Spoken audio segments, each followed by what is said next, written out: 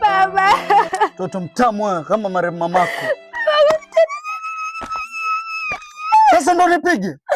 Baba. Acha ufala. Kwa nini umenifanyia hivi? Na nakwambiaje? Ole wako nisikio kumeambia mtu yote. Nitakuwa na mkono wangu. Kwani mimi ni binti yako baba? Sasa ndo nitakupiga. Kishimiana, nasikia? Mjinga. Na kama itakuuma sana, nenda ukajikanze na takoroboyo. Ole tu fala mimi. Wewe sio babangu. Sawa, lakini nishakwambia. Baba anaweza kufanya binti yake hivyo. Jinga sana.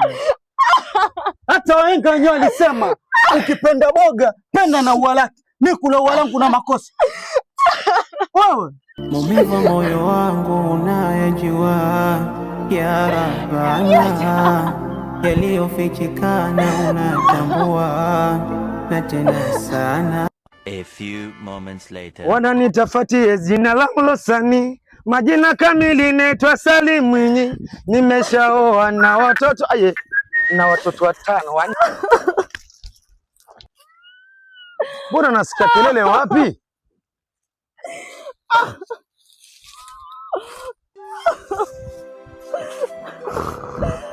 Uba nyinyi wanawake hamsikii. Kule juu wapanda kwa tafutia makanju mpaka uanguke. Angalia sasa damu zote hizi. Mafuatani juu jamani, toba. Sio hivyo. Nini kama sio makanju? Wewe siamini. Kuna nini? Babangu kanifanya kitendo cha kinyama. Baba yako?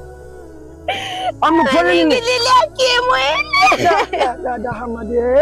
Wa inna lillahi wa inna ilaihi rajiun. Baba yako mzazi.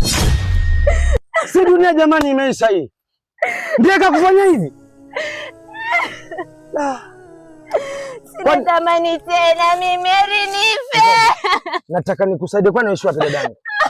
Waishi wapi? Niambie kwenu ni wapi, ndio nitakusaidia vipi nikupeleke ili waandae maarifa kupeleka hospitali. Sasa hivi umejisunda heri nife tu, heri nife.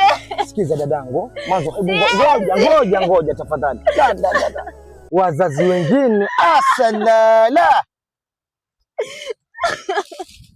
Nitambebaje peke yangu jamani stuni huku? Msomala mwema jamani. Jamani kuna mtu tusaidiane huku. Toba ilahi. Fanya hivi dadangu, naona niko peke yangu. Wewe upande gani nikusaidie?